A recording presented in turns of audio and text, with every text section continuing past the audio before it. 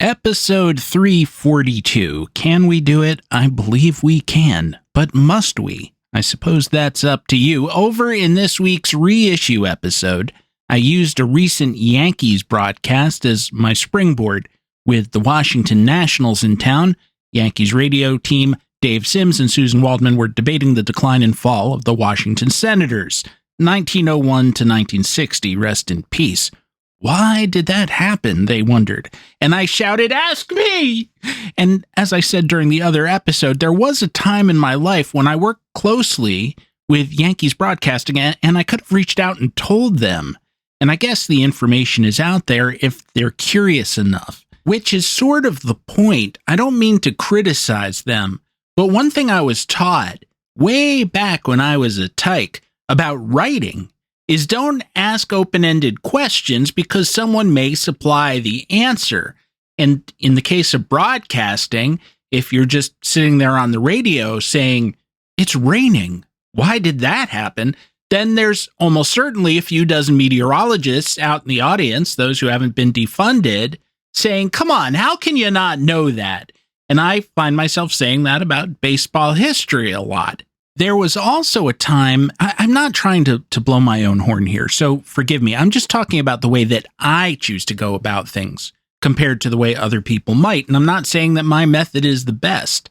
And certainly, as someone who's really never had sort of a solid long-term contract to work with, when you're number two, you do have to try harder. But there was a time when the baseball network would call me, the MLB network, to show up and do a spot on occasion, and they'd have a pre-show meeting. And they'd say, "Hey, these are the topics we're going to touch on the show that we're going to do in about 2-3 hours. And Steve, would you mind chiming in on these subjects?" And I would say yes, because that's what I was there for, even if I didn't feel super confident that I had anything brilliant to say on those topics. And so during the interim between when we had that meeting and they sent me to makeup and then they sent us to the studio and we did the show, I frantically sat there with a laptop looking up everything, even the things that I thought I knew. I do that for this show too. There's a lot I can say off the top of my head about the characters that we encounter during our time travel trips on this show, but I double check everything. Now, if I happen to be so fortunate as to meet you and you say, "Steve," and you're not just clearing your throat, or you hadn't meant to say, "Hey, Muttonhead, can we go grab a cup of coffee somewhere and we can just chat about some of the subjects of your time travel trips, of our time travel trips together?" Then sure, I'll wing it, because there's nothing more tedious than watching a guy sit with his phone Googling things. I'll just tell you as many stories as I can tell you as best I can recall them. Because unlike Joe Pesci's character in Goodfellas, I am here to entertain you, to amuse you. But in a formal setting, a radio or a TV setting, when someone has engaged me to act like I know what I'm talking about, I try very hard to know what I'm talking about. And so it's surprising to me that broadcasters would know that you're going to get onto Washington baseball subjects and not prep an answer for that. And I know that AI is much derided, and I deride it too. Some of my work has been hoovered up without compensation to educate some of these machines as well. And I'm very unthrilled about that. And I really do believe that people will lose or suffer atrophy of skills that they turn over to AI to do for them. Every time you watch an old Star Trek episode and Spock says, "Computer, explain to me one thing or another," and Majel Barrett says, "Working," and all that, that means that Captain Kirk no longer knew how to do whatever it was that he was asking the computer to do. But in terms of using AI as a better search engine to say, "Hey, can you summarize, say, I haven't tried this, I should maybe, the decline and fall of the Washington Senators for me," that's probably the work of 3 seconds. You can just read a couple of paragraphs and yeah, your knowledge will be puddle deep, but that'll get you through 3 minutes in a blowout baseball game that you're trying to fill out. And then you can go back and do the real reading later, which takes up about half a shelf over here to my left. There aren't many good books about the old Washington Senators, but there are a few, and I'm going to mention one. I mentioned it on the reissue episode also. I believe that was reissue number 13 for those keeping score at home. Of course, not everyone is as excited as I am to figure out the why of certain things, and they may be less scared than I am of being caught out in public not knowing things. I'm already well off the track of what I intended to talk about, but let me digress this much more. When I was in 7th grade, which makes me what at that time, 12 or 13, I had a history course. And you'd think since that's the area that my life is devoted to, I would do well, but I really struggled. And I wasn't alone in that, to the point that parents called and there was a formal review done of this man's activities. And it wasn't that he was a bad person or you couldn't talk to him or he was angry or a pervert of some kind. We've seen variants on all these things in our educational careers, but rather that he was teaching a course that was essentially Intro to Western Civ in a way that was kind of nuts, where the ratio of facts taught to the ratio of facts you were supposed to know for a test was 1-to-1. And at the time, people said, well, he's teaching 12-year-olds like it's a college course. But, I went on to college and majored in history and never had a single test like this guy's tests, where each one had the thickness of a magazine, and you were expected to answer multiple choice questions, true-false questions, fill-in-the-blank questions, and, worst of all, he would put in these crudely drawn maps in blue Ditto ink, which looked something between a Rorschach blot test and the outline of a pile of scrambled eggs on a plate. It would be labeled Mesopotamia, and you were supposed to label each egg curd. Here's the city of Ur, here's the Tigris and the Euphrates, even though it might better have been an example of the kind of badly bordered mole that you needed to rush to the dermatologist and have removed lest you be killed by melanoma. In my school system growing up, we had 3 years in the junior high school building, 7, 8, and 9, and for some reason, I just had very bad luck and I got extremely sick all 3 years and missed probably about a month of time cumulatively each school year. And I was really too ill to be doing work at home. Like, these were serious problems. When I finally came back, I had missed about a month of this guy's class. I hadn't studied anything. I hadn't done anything. I walked back into his class for the first time. He hands me a manila envelope. He says, go to the library and take this test. And the envelope, again, has something in it the thickness of an old Omni magazine, if that does anything for you. It had the Sears catalog in it. And I go to the library, I sit down at a table, and I pull this evil Playboy magazine Sans Good Pictures out of this envelope. And I see what I just described to you. Hundreds of questions on topics I have never seen before. And I just stared at it. And I stared up. And I stared at the imaginary camera, just waiting for something to happen that would remove this burden from me. This hopeless, pointless, ridiculous, sadistic burden. And finally, I just pushed the thing away because I realized for one of the first times in my then brief existence, this is not real life. This is the infinite inning.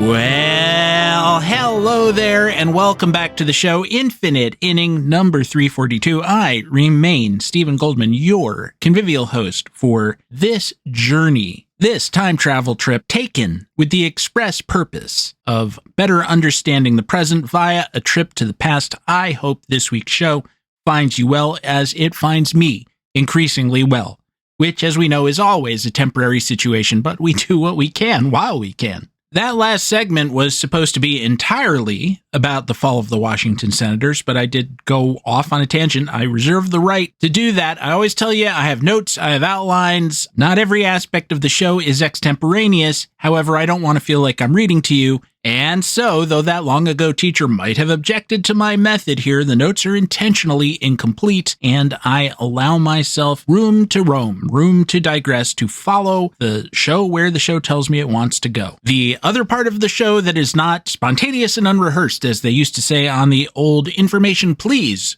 radio show is that I edit out all the times that my tongue ties itself in knots, and then I spend 30 seconds cursing, screaming, crying.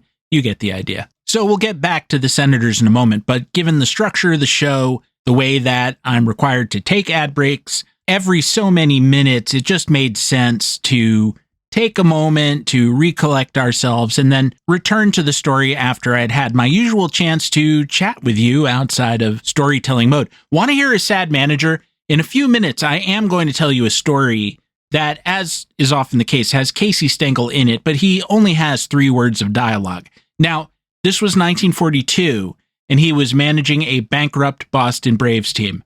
How bankrupt? He was personally helping them make payroll. At the same time, the Dodgers, having revived in the late 30s and won a pennant in 1941, were in a tight pennant race with the Cardinals, one they would ultimately lose. Under manager Leo Durocher, the Dodgers had become notorious for both headhunting and bench jockeying, and Casey Stengel, again in the National League managing the Braves, resented this, as many managers, players, and owners did. In an interview that he gave roughly at mid-season, he admitted he was getting awful sick of them Dodgers and their rough riding. He predicted that all the National League teams were going to, and I quote, throw everything they've got against them, whatever that meant. He paused and said, wish I had something to throw. The Braves went 59, 82, and 2 that year and finished 7th, so you see what he meant. He did get very sulky towards the end of that Braves run. It really wasn't what he had expected it to be, and he did get a little complacent. Related, I happened to catch a 1949 episode of Bill Stern's radio sports show, which is just awful. The shows were only 15 minutes long, and they claimed to feature interviews with important sports figures of the day who did show up. But 13 minutes of the show is babble, and 2 minutes of it is the interview. So, for example, in early 1949, just after Casey had been named the manager of the Yankees, he had Casey. However, Casey's mostly not there. He had time for about 4 sentences with Casey. Here's the thing, though.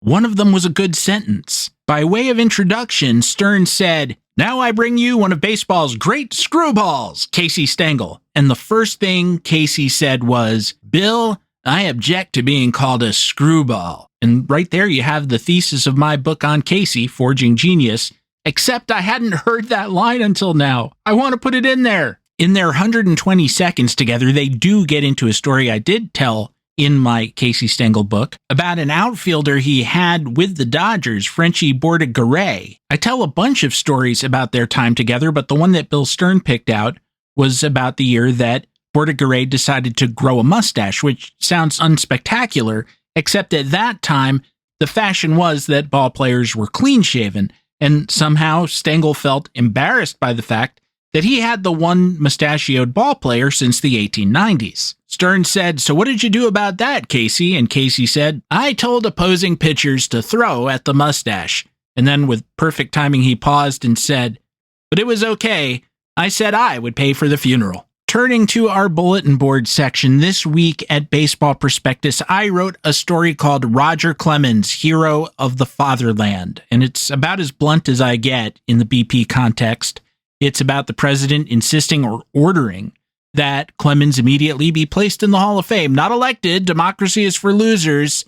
Now, why is the government of the United States, in the form of the president, concerning itself with this piddling little thing, this special pleading on the part of an old-time pitcher, in the same way that it concerned itself with Pete Rose's Hall of Fame case?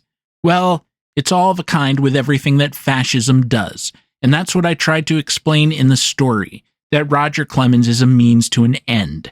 And I hope you'll read it, and I hope you'll tell me what you think. The comments have been mostly complimentary. There was one that said that the story was, and you'll see it if you look, a mouthful of codswallop. Now that one really crushed me, let me tell you. Codswallop, she said, and walked out of my life forever. There was one that my bosses did not let through, because it was from a guy who seems to subscribe in order to just troll the readers in the comment sections, and he said, I presume of the president, living rent-free in liberals' heads for another 3.5 years. Groovy. I would like to correct that. The rent is very, very high, and I'm the one paying it. I will never forgive the roughly 40% of my countrymen who approve of what's happening for inflicting it on the rest of us. And it's not even that they approve of policies I disagree with. That happens. That's part of democracy too.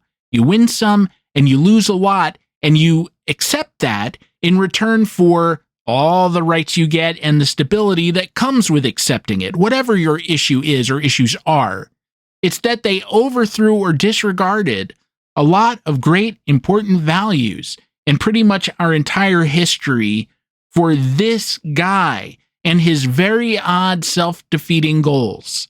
I direct you to the book of Exodus and the tale of the golden calf. We elected that shiny, auriferous bovine. Well, we didn't. Some of us did.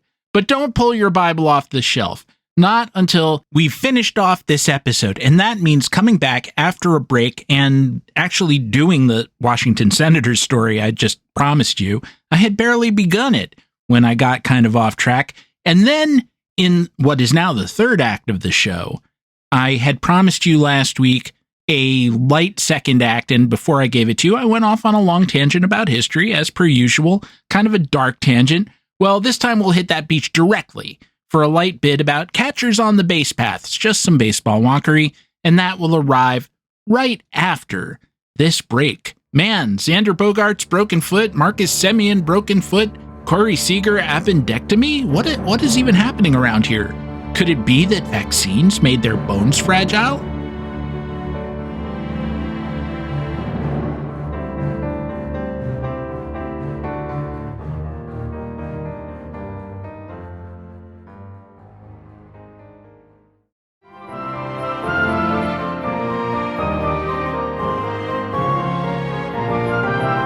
So where in the name of Leon Goose Goslin was I? Oh yes, so the reasons why the Senators declined are pretty simple. The reasons why they had to leave town. They had exhausted their credibility by 1960. And I would say it was approximately 95% a self-inflicted wound. To go back to the beginning just very briefly, the original owners didn't know what they were doing, ran a lot of bad teams, some really bad 100-loss teams, but they brought Clark Griffith in eventually, who became manager, the former pitcher, starting in 1912, and eventually bought out his bosses. And he did know what he was doing, at least for a while.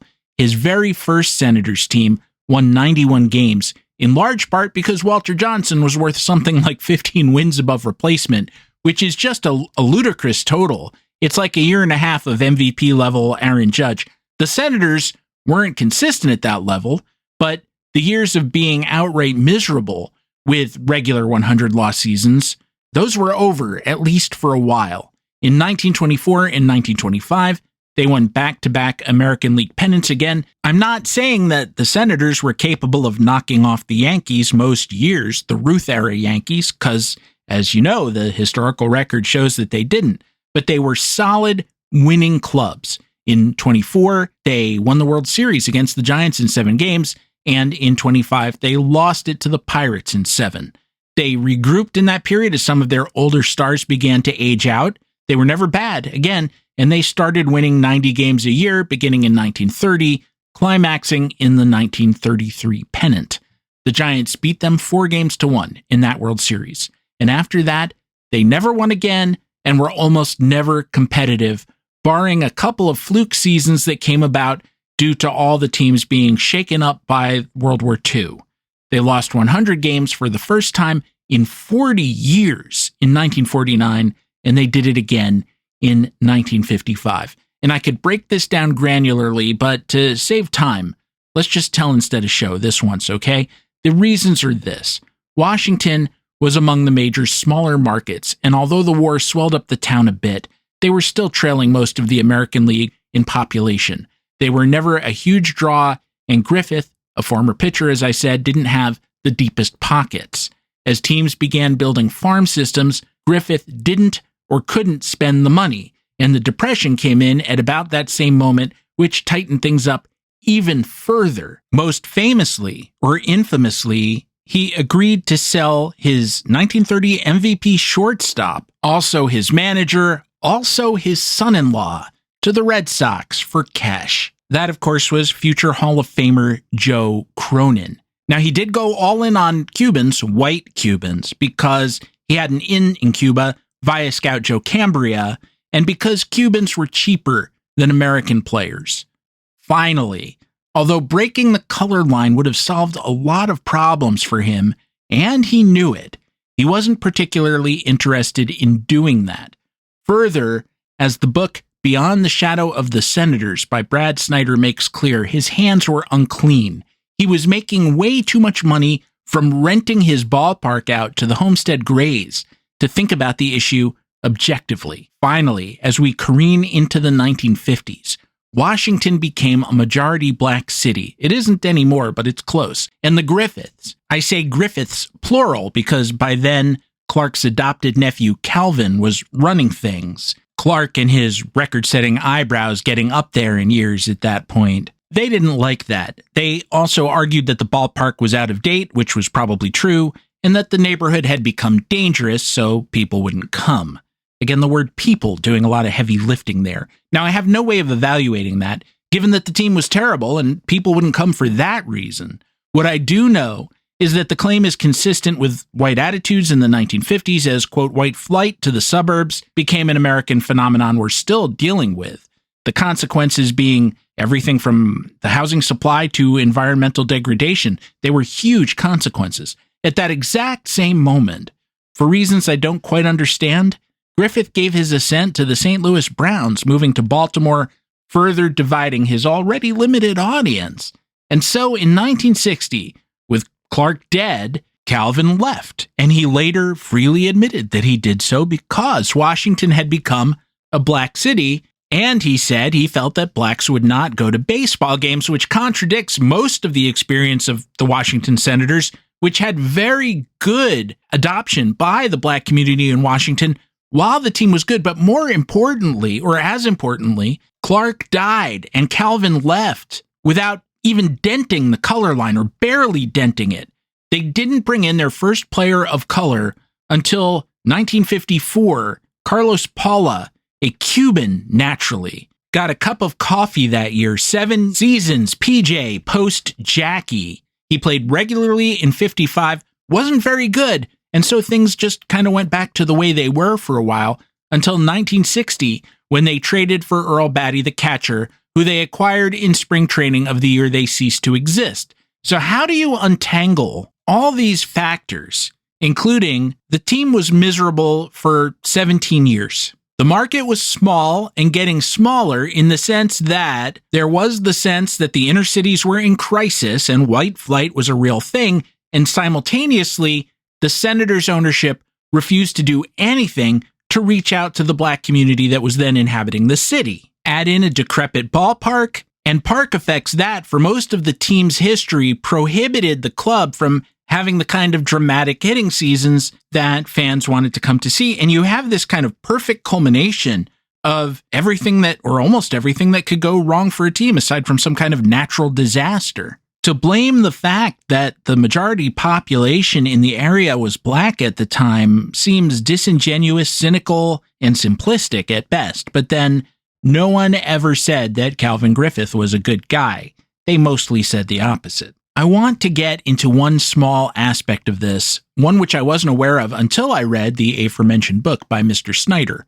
One argument used against integration by baseball owners, players, and managers prior to 1947 was that whites and blacks could not coexist in the same ballparks, whether in the stands, on the field, or in the clubhouse. And it turns out that Clark Griffith had what he thought was definitive proof of this, and it happened way back in 1920. In investigating this story, Snyder found that none of the regular Washington papers, like the Post, covered this when it happened. They might have hit on the game in which it happened, but they didn't mention the incident. Now, that's not unusual. If you've listened to this show long enough, whatever the story, you will have heard me say that, oddly enough, although this was the most interesting aspect of a given game, some paper or another didn't bother mentioning it. And that could include a player losing a leg in a bear trap in left field and then being out for the rest of the season or the rest of his life. Rather than explain it, a lot of papers just drop that guy as if he never existed. I came across that in preparing this episode, as you'll hear a little later when we get into this wonky bit about catchers I was going to talk about. I'll point it out when we get to it. A catcher suffered a bad injury on a play at the plate, had to leave the game in the fifth, didn't appear for about a month. None of the game stories in multiple papers mention it. Now, in this case, we're talking about a postseason exhibition game, so it's not surprising that they didn't exactly put Woodward and Bernstein on it. We only know about it because journalist Sam Lacey, a tireless advocate for desegregating baseball, wrote about it after the fact. His paper was the Washington Tribune, one of many publications from that time. We are in, again, 1920, that was aimed at a black audience. After the 1920 regular season ended, Senators first baseman Joe Judge put together an all-star team to play the Baltimore Black Sox, an independent club that was later part of the Eastern Colored League. A small irony, a later iteration of that team was owned by none other than Joe Cambria. I don't know a lot about their 1920 players, but I will note that one of them was Ed Google's Poles, which less than 100 years later became a complete sentence. Among the players that Judge chose for his all-star team was a 27-year-old Senators outfielder first baseman just coming off of his rookie year, Frank Turkeyfoot Brower. Now, his actual nickname from childhood was supposedly Tucky, but Brower had such a deep rural Virginia accent that writers thought he was trying to say turkey. Later, this was amended to Turkeyfoot, supposedly because of his speed, except it doesn't seem like he was notably fast. He was more of a power hitter. And in fact, poor defense hampered his major league career, even though he was quite a good hitter.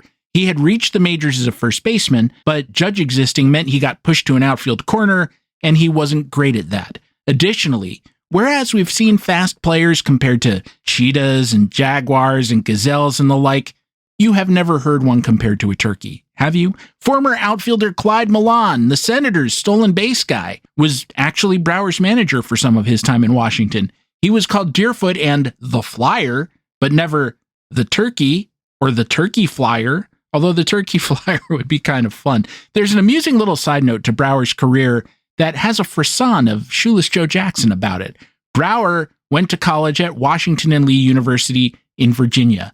I do believe I was brought around that place many years ago for reasons that are sort of painful to think about now, so put that aside. Griffith signed him off of that campus when he was about 20, way back in 1913. But while Griffith was figuring out what to do with Brower, he got homesick and left. And I guess Griffith figured, go your own way, Mr. Brower. We'll let bygones be bygones and let him be.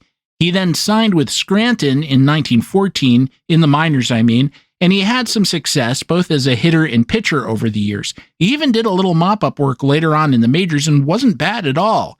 He had spring training trials with the Cardinals and Phillies. The Yankees looked at him as an option at one point, but he didn't make it back to the majors until Griffith picked him up from Reading of the International League in 1920, along the way saying, forget this pitching business, you're a first baseman / outfielder. It is for that you will be known. So the game in question, the exhibition game, they played it in that same year, October 1920, at Griffith Stadium. The game was tied 1-1 late when Brower was called out on a close play at first base by one of the umpires. Now, they used a mixed umpiring crew. The umpire, whose name was John F.N. Wilkinson, happened to be black. And there was an argument.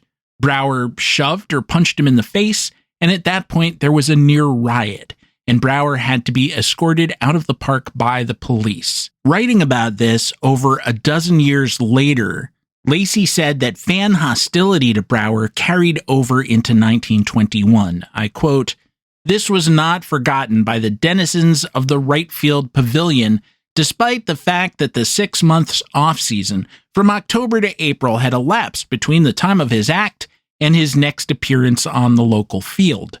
Followers of professional baseball in the capital know that this portion of the paid customers at Griffith Stadium is and always has been 90% black.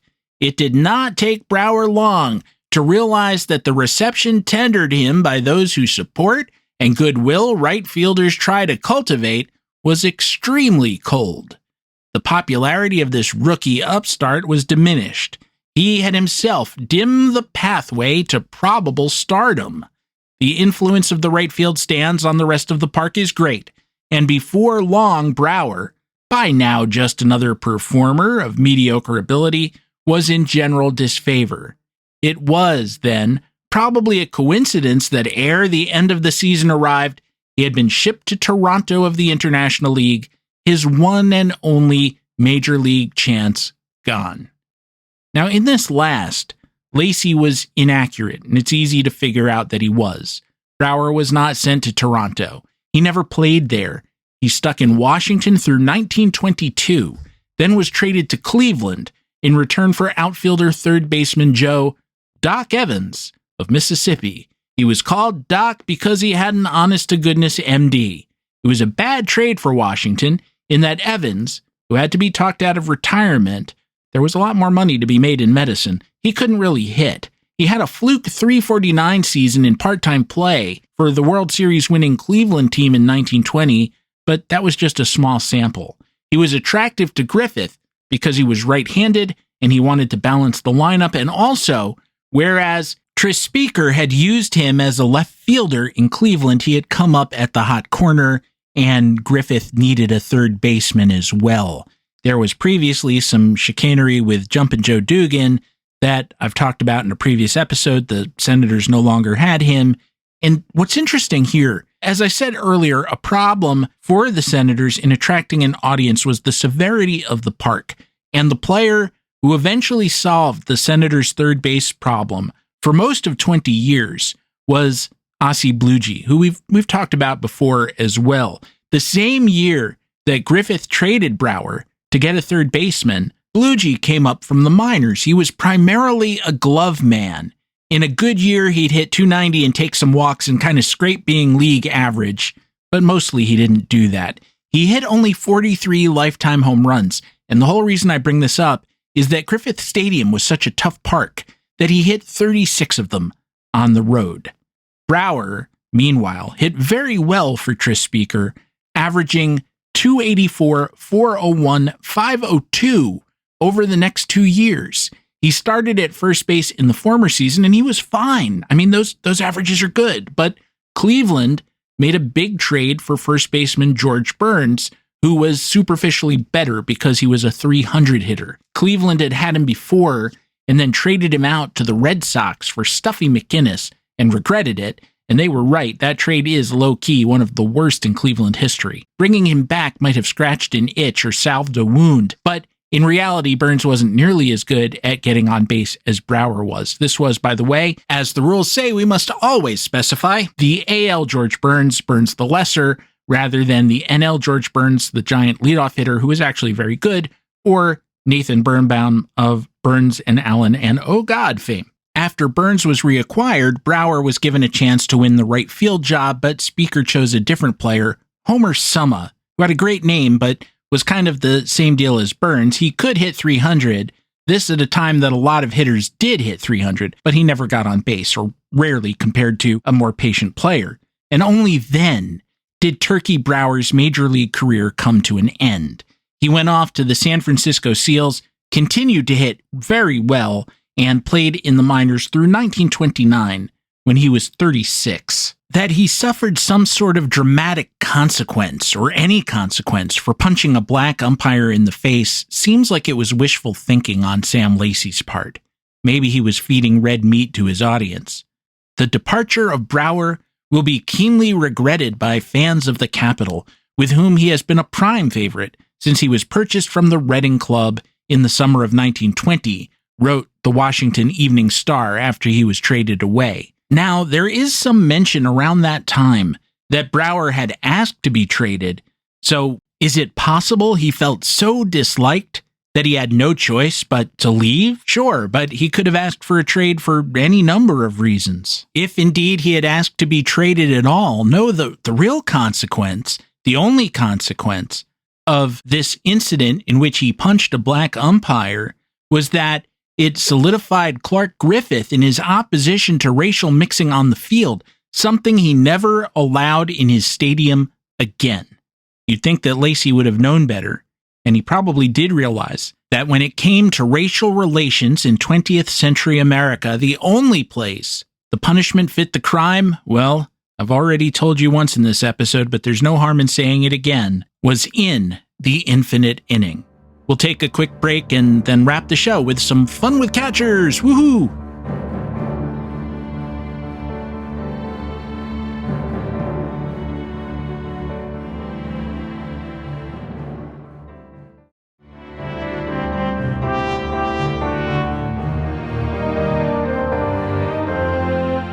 And here we bring the time machine around to 2025, which is sort of redundant. I guess it just sits in the garage. Well, it needs a rest every once in a while. If you're following baseball this year, and I assume you are, then you know that Seattle Mariners catcher Cal Raleigh is having what the scientists refer to as a great big year. He's having a kind of a Johnny Bench season, albeit one that takes in changes in the game since Bench's time. Batting averages are down, not that they were huge in the 1970s. Strikeouts are up. And Raleigh has the luxury of spending time as the designated hitter, which since Bench spent his entire career in the National League, he never had. To date, he has hit 50 home runs, which is an unprecedented total for a backstop, even though 10 of those long balls have come when he was getting a partial day off. 40 home runs while catching is still a ton, of course. Bench and Mike Piazza did it twice. 4 other players, aside from Raleigh, did it once each, including the still active Salvi Perez. Perez is 48 in 2021, that is. Salvi Perez did not play with Babe Ruth for, well, reasons that we discussed earlier in the Senators segment of the program. Also, he hadn't been born yet, but try not to hold that against him. He hit 33 as a catcher, 15 as a DH, but according to whoever gets to decide these things, 48 by Salvador Perez in 2021 was considered a record for home runs by a catcher, at least until this year. Sic transit Gloria Mundi, Salvador Perez. It's probably obvious why catchers haven't had too many seasons like these. They play such a demanding position that going back to the very beginnings of the game, teams have often split the job between a couple of players, not having a starter and a backup, but 2 starters. Think of the 1927 Yankees. For the first 2/3 of the season, catchers Johnny Grabowski and Pat Collins played on an odd-even schedule. It wasn't a platoon. It had nothing to do with who the opposition was starting, and it wasn't a personal catcher situation dictated by which pitcher was going for New York. It was just on-off, rigidly adhered to for 100 games. Grabowski, Collins, over and over again. They only changed it up because Grabowski got hurt on July 29th when fellow catcher Luke Sewell nailed his bare hand with a foul tip and he suffered, quote, a split finger. He missed about 30 games, so split sounds a lot like broken. In his first start after returning, he seems to have been spiked on that same hand on a play at the plate. The play-by-play suggests that this was on an unlikely straight steal of home attempted by Bob Fats Fothergill, although the game stories, as I alluded to earlier, say nothing of it. Big Bob attempted 26 steals that year and was caught 17 times. Way to go, Big Bob. Grabowski was sent home for another 3 weeks and his spot was taken by Benny Bengoff. Manager Miller Huggins loosened the rotation up just a little at that point, but it was still mostly odd-even. Bengoff, Collins. Despite being more or less healthy all year, Pat Collins only got into 87 games. Now, in the last year of his life, Huggins had Bill Dickey behind the plate and playing regularly, but as good as he was, he had to be handled like a catcher, so he started only 107 times that year. Not accounting for every injury that Bill had or month-long suspension he suffered for punching Carl Reynolds in the face and shattering his jaw, or even some light platooning. At the heart of his career, which spanned from 1929 to 1941, he started only 111 times per season, even though he hit .313 with a .381 on base and a .494 slugging percentage at the time. And the reason he didn't play every day is the same reason that most catchers don't play every day. It's just too physically demanding a position. The catchers who were the exception, guys like Bench, Thurman Munson, and Lance Parrish, wore down very fast. There are at least 2 other reasons that catchers don't put up huge numbers in most seasons. One, of course, is that players are selected for defense, so a lot of non-hitters get to play behind the plate. Austin Hedges has had an 800-game career while hitting .184 with a .243 on-base percentage and a .311 slugging percentage. Second, it's not just how often they play, but what they have to do while they play. Tim McCarver, who was a pretty good hitter for a catcher at times in his career, and roughly a league average hitter overall, said that if you spend all day catching fastballs, your hands hurt too much to grip the bat, as well as you might have otherwise. Let me return to that Austin Hedges point for a second. Think about the reverse of that. Think of all the players who ended up as first baseman or at some other position, who might have been loose Hall of Fame candidates had they just been able to remain behind the plate. I'm talking about guys like Rudy York, Mike Napoli, Victor Martinez, even Carlos Santana might have had interesting Hall of Fame arguments had they had the glove to catch. Brian Downing and Joe Torre, too. I realize Joe Torre is in now because of what he did as a manager, and he spent many years catching, but he was not considered the greatest defensive catcher. He won sort of a fluke gold glove a year that no one else played, and he won his MVP award while playing third base. If you just moved some of that stuff around, you'd see he has the career value, certainly as a backstop, to make the Hall. .297 career average, about 2,400 hits. What's to disagree with? Just that he was considered a good hitter who happened to catch, as opposed to being a catcher who was a good hitter. Let me mention also, as you're no doubt aware, that catchers are generally slow runners. If they don't start out that way, they get that way via squatting all the time. You thicken down there, and it's hard on your knees. Give a catcher enough base runners, and he'll drive in 100 runs. Raleigh is already over 100 this year, and it's his second such season. It hasn't happened a lot, though, again, because of the limited playing time and the defense bias in selection. Piazza and Bench did it 6 times, Yogi Berra 5 times, Dickey and Gary Carter 4 times apiece, and then the list descends from there. In other words, catchers haven't done that, driven in 100 runs as often as right fielders or first basemen have, but it's not a rare occurrence either. But 100 runs scored by a catcher? That doesn't happen very often at all. Only 9 everyday catchers have ever done it. Mickey Cochran, who played in the high offense 1920s and 30s and hit kind of like a really good second baseman, did it 4 times. Piazza and Pudge Rodriguez did it twice, 6 others did it once, 4 of them Hall of Famers. Berra, Bench, Roy Campanella, who was also one of the 40 home run catchers, and Carlton Fisk. Have I told you this one before? One of my favorite stories about slow catchers is about the slowest of all, the Hall of Famer Ernie Lombardi. Naturally, and I mentioned this earlier, don't say I don't pay off the foreshadowing, this is Chekhov's backstop. Casey figures in the tail, but like I said, he has but 3 words. They're a good 3 words. They're an important 3 words, but nevertheless, only 3. And I would argue that neither he nor Ernie Lombardi are necessarily the main characters in the story, but rather the main character is Philadelphia Phillies' incompetence as a whole, which I hasten to point out does not apply to the 2025 version, where every player in the lineup except Nick Castellanos is busy blasting balls over buildings. Or perhaps I have that backwards, and neither Nick Castellanos nor anyone else except for Kyle Schwarber is blasting balls over buildings, but they're hanging in there and doing rather well anyway, with the caveat that having lost Zach Wheeler potentially for the rest of eternity, due to his need of thoracic outlet surgery, we don't know if their pitching is going to hold up the rest of the way. As you no doubt know by now, Lombardi was a killer hitter for average, and the joke was that if the infielders had to play him honestly, that is, not set up on the grass because they had all the time in the world to throw him out, he would have hit 400. Larry McPhail, who was the general manager of the Reds when Lombardi broke out as a star, said, "I hate to think what Lombardi would hit if he played half his games in Baker Bowl and had average speed." I can't really do Larry McPhail's voice. There are recordings of it. There's a great New Yorker profile of him from about 1940, which explains that in his Dodgers office, he was general manager of the Dodgers during the period I mentioned involving Leo DeRocher and headhunting.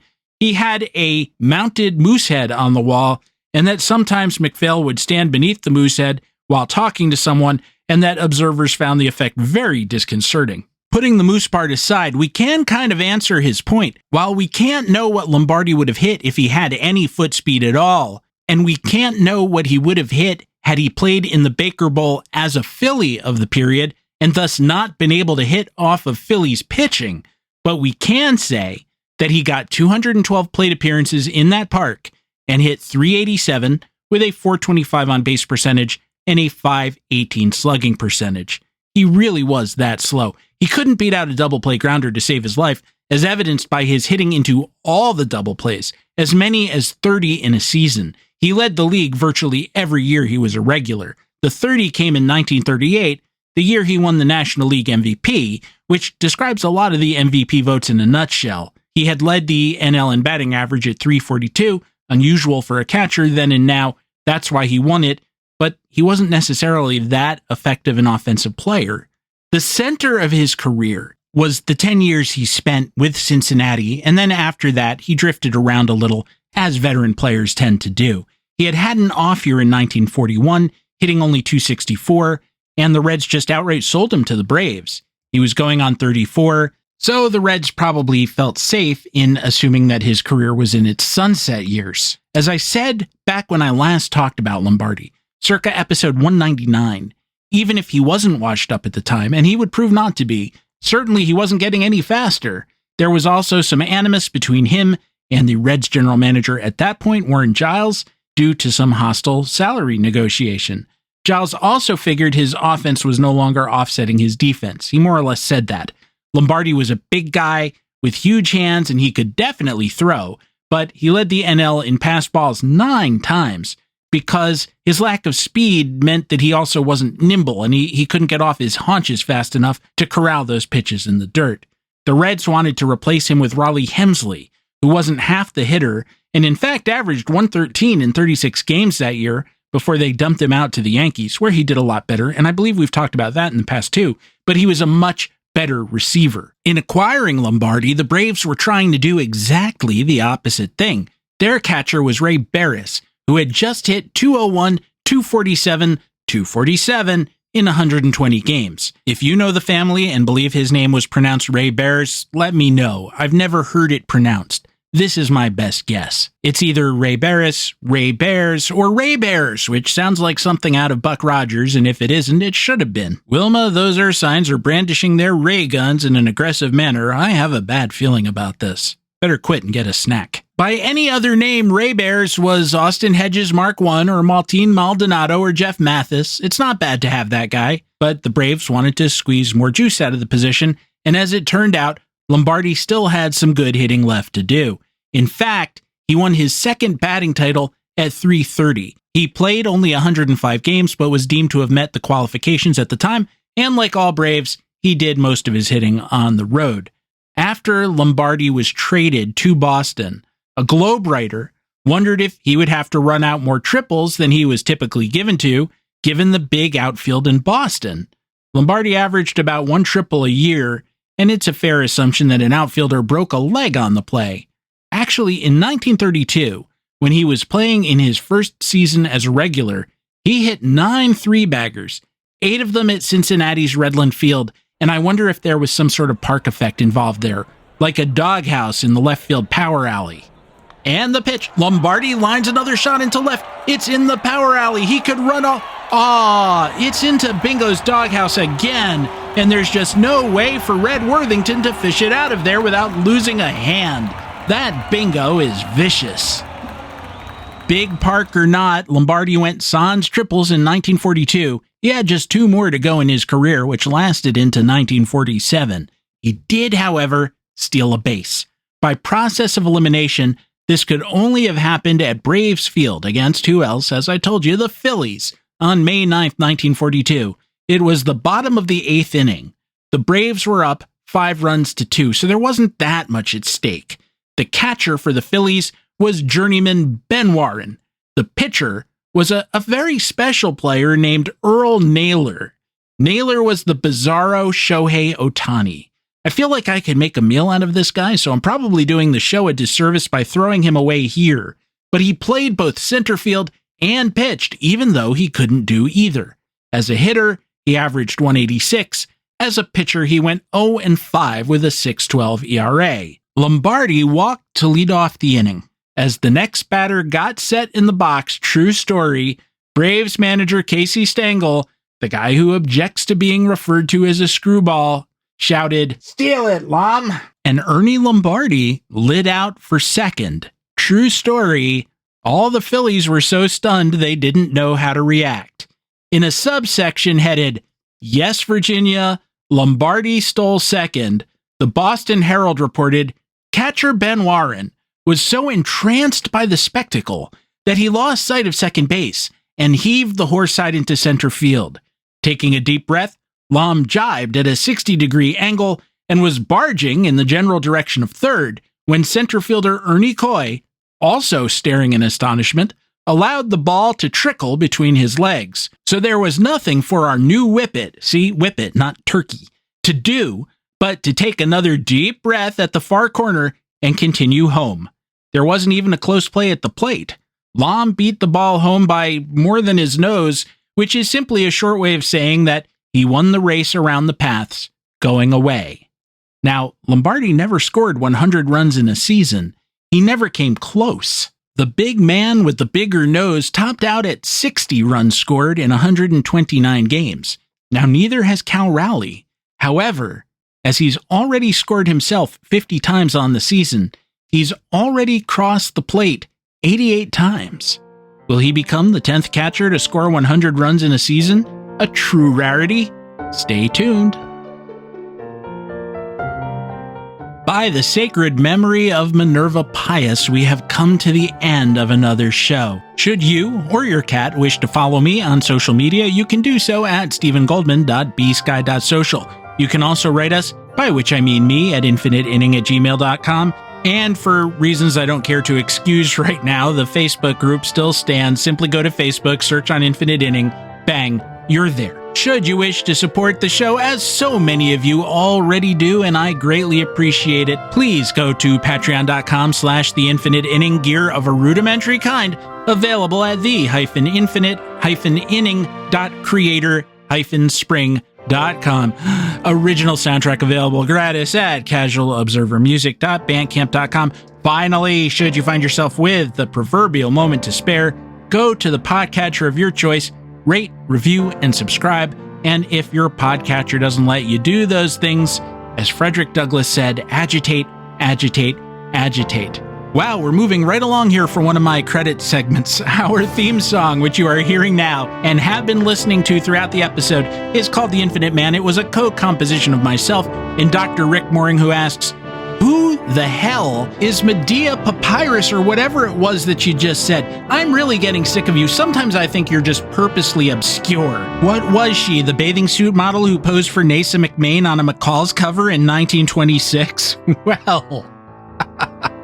That's the wrong answer, but I have to admit it is plausible where I'm concerned, so if I can just survive the humiliation of that answer, I'll be back next week with more tales from inside the Infinite Inning.